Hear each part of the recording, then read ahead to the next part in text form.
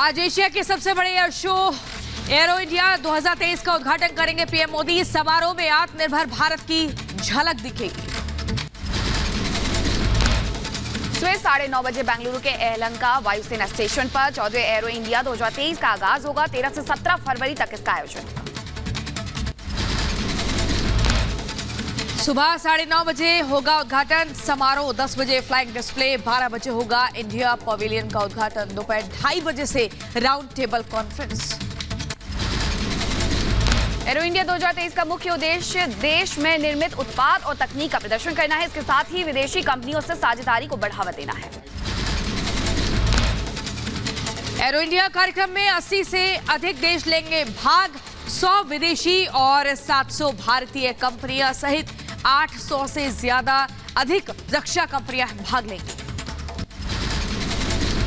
Arrow show में 32 देशों के रक्षा मंत्री, 28 देशों के वायुसेना प्रमुख होंगे शामिल। अब तक का सबसे बड़ा एरो शो होगा। एयर शो में दिखेगा हिंदुस्तान का दम। Sukhoi 35 fighter jet Sukhoi 30 SME MiG 35G आसमान में ताकत दिखाएंगे। रक्षा मंत्री राजनाथ सिंह का बड़ा बयान। कहा, भारत को रक्षा क्षेत्र में आत्मनिर्भर बनाने को प्रतिबद्ध है। 2024 तक 25,000 करोड़ रुपए का रक्षा निर्यात करेंगे हासिल। 13,000 करोड़ तो इस समय का है, लेकिन 2024 तक हमारा टारगेट है 25,000 करोड़। ये टारगेट है। पहली बार इस फॉर्मेशन को एरो इंडिया 2023 में पेश किया जाएगा। इसकी एक झलक फुल ड्रेस रिहर्सल में भी दिखी। सबसे ताकतवर जो जहाज थे वो आज हमने देखे हैं। एक से कुछ जहाज़ों को देख के तो कुछ देर के लिए सांसें रुक गई थी। खैर ये मेरे लिए बहुत अच्छा अनुभव है। मैं सैल्यूट करता हूँ ऐसे पायलटों को, और ये सिर्फ हिंदुस्तानी पायलट ही कर सकते हैं।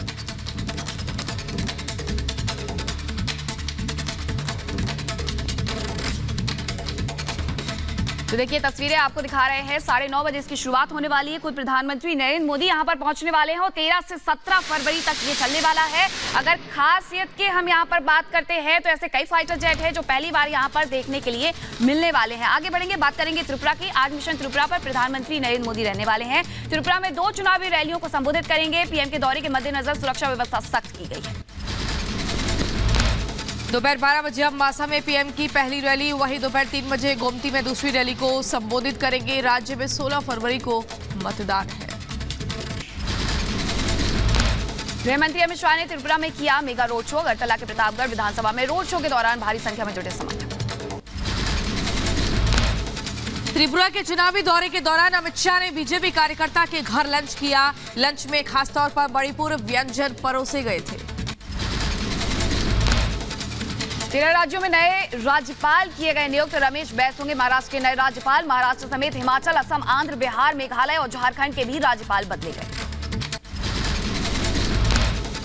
राज्यपालों की नियुक्ति पर विवाद के बीच कानून मंत्री किरण रिजिजू का विपक्ष पर हमला। कहा, देश इकोसिस्टम की जागीर नहीं, संविधान से चलेगा देश। सपा नेता स्वामी प्रसाद मौर्य के बिगड़े बोल। आतंकी और कसाई से की साधु संतों की तुलना। सोनभद्र में बोले स्वामी प्रसाद मौर्य। कहा, साधु संतों को अपने जाप पर भरोसा नहीं है, लगता है अब ये आतंकवादी बन गए हैं। आजकल के साधु सन्यासियों संतों के पास अपने जप और तप पे भरोसा नहीं है। उनको विश्वास नहीं रह गया। उनको अपने आराध्य पर विश्वास नहीं है। इसीलिए साथ देने की हैसियत में नहीं, और इसीलिए अब वो आतंकवादी की भाषा बोल रहे हैं। संतों पर विवादित बयान देने के बाद भी नहीं रुके मौर्य। मौर्य ने रामचरितमानस पर प्रतिबंध लगाने की मांग की।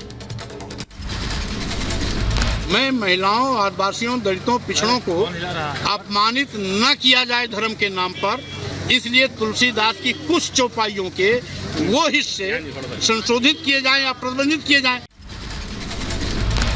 स्वामी प्रसाद मौर्य ने बाबा बागेश्वर पर भी उगला जहर। कहा, अगर वो चमत्कारी बाबा है तो चीन को वहीं से भस्म कर दे। अगर वो चमत्कारी बाबा है तो वहीं बैठे बैठे चीन को भस्म कर दे। रोज बॉर्डर सलाह करके परेशान करता रहता भारत को। स्वामी प्रसाद मौर्य पर उनकी ही पार्टी के विधायक राकेश प्रताप ने साधा निशाना। कहा, रामचरितमानस पर टिप्पणी करने वाला ना तो सनातनी हो सकता है और ना ही समाजवादी हो सकता है।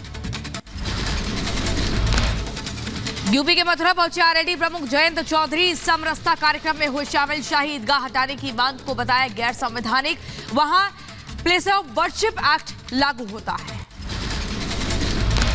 आरएलडी प्रमुख जयंत चौधरी का रामचरित मानस पर विवाद को लेकर के बड़ा बयान। कहा, हम अपने मूल मुद्दों से भटक कर हम छोटी छोटी मतभेदों को लेकर के बैठे हुए हैं। जमीयत उलेमा हिंद के अरशद मदनी के बयान पर मचा बवाल। जमीयत के मंच पर जैन मुनी लोकेश मुनी ने मदनी के बयान पर जताई असहमति। आचार्य लोकेश मुनि ने मदनी के बयान पर असहमति जताते हुए कहा कि भगवान ऋषभदेव पहले तीर्थंकर थे जिनके पुत्र भरत के नाम पर इस भारत देश का नाम पड़ा है। पहले तीर्थंकर भगवान ऋषभ थे जिनके पुत्र भरत और बाहुबली के आधार पर इस भारत देश का नाम पड़ा है। आप ऐसे नहीं मिटा सकते। मदनी के बयान पर भड़के अयोध्या के संत। कहा, इस्लाम और ओम एक होते तो हमें काफिर क्यों कहा जाता। इस्लाम 1400 वर्ष पहले आया जबकि हमारे राम 9 लाख वर्ष पहले पैदा हुए। इस्लाम के बारे में उनका जो तर्क है वो कुतर्क है। ये लोग तलवार के बल पर सलवार पहनने वाले इनके पूर्वज थे, उन्हीं के वंशज है। मौलाना मदनी भी 200-300-400 वर्ष पूर्व सनातन के ही मानने वाले रहे होंगे, ना कि इस्लाम की। उलेमाए हिंद के मदनी को मुजफ्फरनगर के स्वामी यशवीर ने दी शास्त्रार्थ करने की चुनौती। कहा, सबूतों के साथ सामने आए मदनी।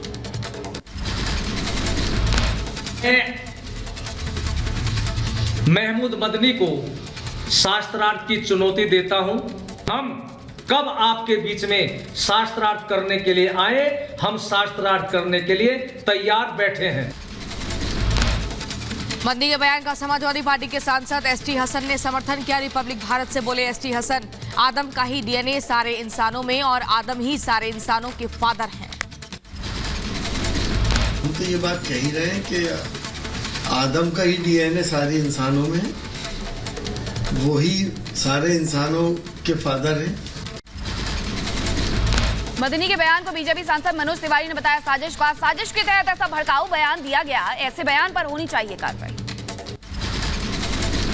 मदनी जी ने आज किया है, कानून सम्मत इस पे कार्रवाई भी होनी चाहिए, क्योंकि किसी को भी ऐसा अधिकार नहीं दिया जाना चाहिए जिससे लोगों की धार्मिक आस्था को चोट पहुंचे।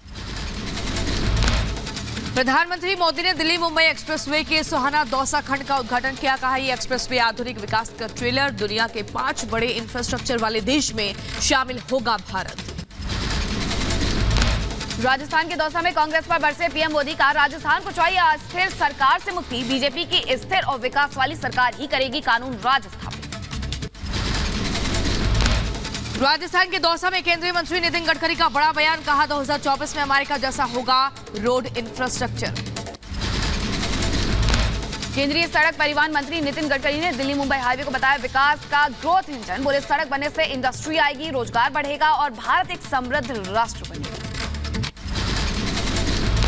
यूपी ग्लोबल इन्वेस्टर समिट में मिला 32 लाख करोड़ के निवेश का प्रस्ताव। 18,000 से ज्यादा हुए समझौते। समापन समारोह में सीएम योगी ने कहा, यूपी निवेश के लिए सबसे सुरक्षित जगह। हर निवेशक उत्तर प्रदेश पर न केवल बेहतरीन कानून व्यवस्था बल्कि तकनीक का उपयोग करते हुए जिस प्रकार के कार्यक्रमों को आगे बढ़ाया है, उन कार्यक्रमों में विश्वास करते हुए आज निवेश करने के लिए उत्तर प्रदेश की ओर आकर्षित हुआ है।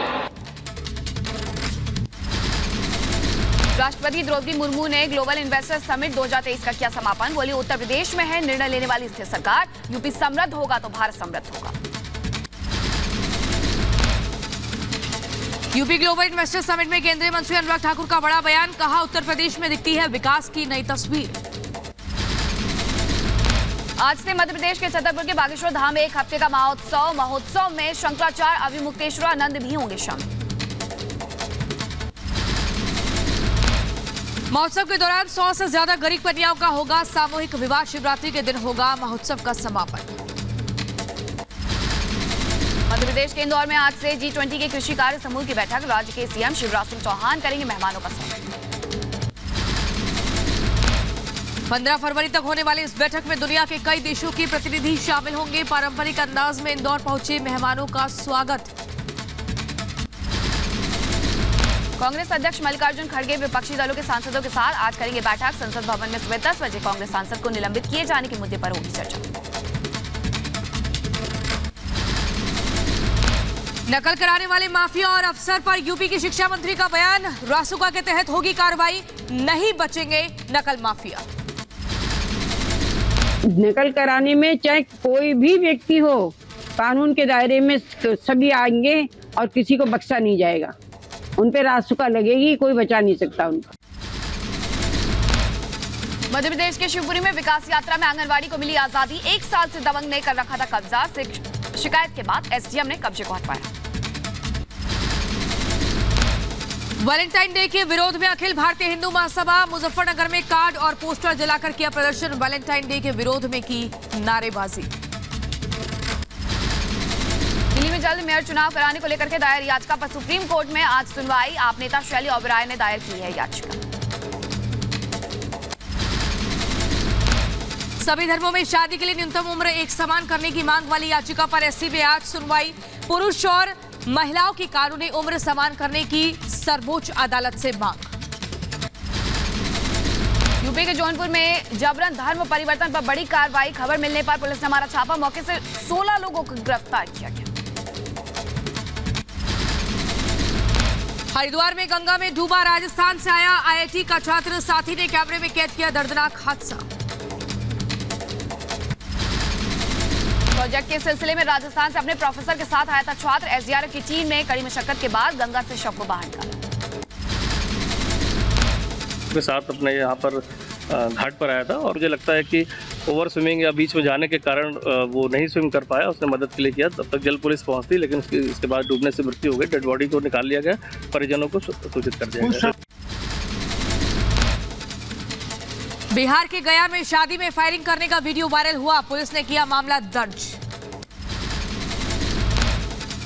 फंक्शन में हथियार लहराने का फोटो प्राप्त हुआ था। 27/23 दर्ज किया गया है और जिनके द्वारा इसमें विधि विरुद्ध कार्य किया गया है उनके विरुद्ध कार्रवाई करने का निर्देश दिया गया है।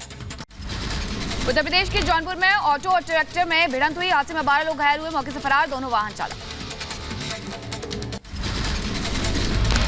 यूपी के बहराइच में जहरीला पदार्थ पीने से 4 साल की बच्ची की मौत हुई। परिजनों ने पड़ोसी के ऊपर लगाया केमिकल पिलाकर जान लेने का आरोप। बिहार के गया में रेत खनन के खिलाफ विरोध प्रदर्शन। गुस्से में भीड़ ने कार में लगाई आग। बालू के संबंधित विवाद को लेकर जो घटना घटित हुई है, इसमें जो भी असामाजिक तत्व और अपराधकर्मी शामिल है उनकी गिरफ्तारी के लिए एसएचओ कोठी इमामगंज तथा एसडीपीओ इमामगंज को निर्देशित किया गया। मध्य प्रदेश के गुना में प्राइवेट स्कूल के फेयरवेल पार्टी के दौरान फायरिंग हुई। स्कूल के गेट के बाहर बुलाकर लड़के ने छात्रा पर गोली चलाई। बाल बाल बची छात्रा की जान। तेलंगाना लक्ष्मीबाई रेलवे स्टेशन पर आरपीएफ कर्मी बनकर प्रेमी जोड़े से लूट की वारदात को अंजाम दिया गया। लड़की और पैसे लेकर के फरार हुआ फर्जी आरपीएफ कर्मी। बागपत में पुलिस और बदमाशों में मुठभेड़। पुलिस ने किया घायल बदमाश को गिरफ्तार। हत्या के मामले में फरार था 25,000 का इनामी बदमाश। गाजीपुर में शराब तस्करी का पुलिस ने किया भंडाफोड़। टमाटर की आड़ में शराब तस्करी करने के आरोप में अंतर्राज्यीय तस्कर को पुलिस ने किया गिरफ्तार। संयुक्त टीम द्वारा चेकिंग की गई तो एक पिकअप गाड़ी पकड़ी गई है जिसमें टमाटर लदे हुए थे। जब उसकी सघनता से चेकिंग की गई तो उसमें 80 पेटी शराब विस्की की भी मिली। बहराइच के दरगाह इलाके में गंदे नाले में महिला का शव मिलने से सनसनी। अज्ञात महिला की शिनाख्त में जुटी है पुलिस। पैसे न देने पर घर के बाहर बागपत में किन्नरों ने मचाया उत्पात। शिकायत के बाद पुलिस ने आधा दर्जन से ज्यादा किन्नरों को किया गिरफ्तार। अंबेडकर नगर में गौमांस के साथ महिला गिरफ्तार। मुखबिर की सूचना पर पुलिस ने की छापेमारी। 8 लोग भागने में कामयाब रहे। गोंडा में युवक ने की फांसी लगाकर के खुदकुशी। रामापुर गांव में बिहार से मजदूरी करने आया था युवक। फिरोजाबाद में जेल में बंद बेटों को पिता के अंतिम संस्कार के लिए नहीं मिला पेरोल। 3 दिनों तक बेटों के इंतजार में घर में रखा रहा पिता का शव। जमीन पर कब्जे को लेकर बुजुर्ग महिला की बेरहमी से पिटाई की गई। सीतापुर में बीच बचाव में पहुंची गांव की महिलाओं को भी दबंगों ने पीटा। रायबरेली में सीबीआई का नकली असिस्टेंट कमिश्नर बनकर ठगी। इंटर कॉलेज के प्रधानाचार्य से मांगे 41,500 रुपए। पीड़ित की शिकायत पर पुलिस ने मामला दर्ज किया। झांसी में 5वां सामूहिक आदर्श विवाह सम्मेलन, 18 वाल्मीकि कन्याओं का किया गया सामूहिक कन्यादान। महाकाल मंदिर में शिव नवरात्रि का तीसरे दिन भगवान शिव का घटा टोप के रूप में श्रृंगार। बाबा के आकर्षक रूप को देखने के लिए बड़ी संख्या में श्रद्धालु पहुंचे। पाकिस्तान के सुरक्षा बलों पर पूर्व पीएम इमरान खान का निशाना। देश में आतंकी हमलों में बढ़ोतरी के लिए सुरक्षा बलों की लापरवाही को ठहराया जिम्मेदार। आतंकवाद से निपटने पर इमरान की सलाह। पूर्व प्रधानमंत्री ने कहा, पाकिस्तान को अफगानिस्तान के साथ मिलकर काम करने की आवश्यकता। अमेरिका पर इमरान खान का यू टर्न, कहा मैं एंटी अमेरिका नहीं हूं। जनरल बाजवा के सिर फोड़ा, बदनामी का ठेका। सिक्किम में भूकंप के झटके। रिक्टर स्केल पर 4.3 मापी गई भूकंप की तीव्रता। सुबह 4:15 पर ग्यूकासो में लोगों ने महसूस किए झटके। तुर्की में फिर आया भूकंप। रिक्टर स्केल पर भूकंप की तीव्रता 4.7 मापी गई। तुर्की के दक्षिण पूर्व क्षेत्र kahramanmaraş में झटके महसूस किए गए। तुर्की सीरिया में मरने वालों की संख्या 34,000 के पार। भूकंप में घायलों की संख्या 95,000।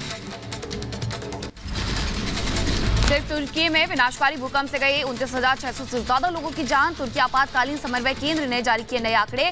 सीरिया में 4500 से ज्यादा की मौत। तुर्की में जारी है राहत बचाव का काम।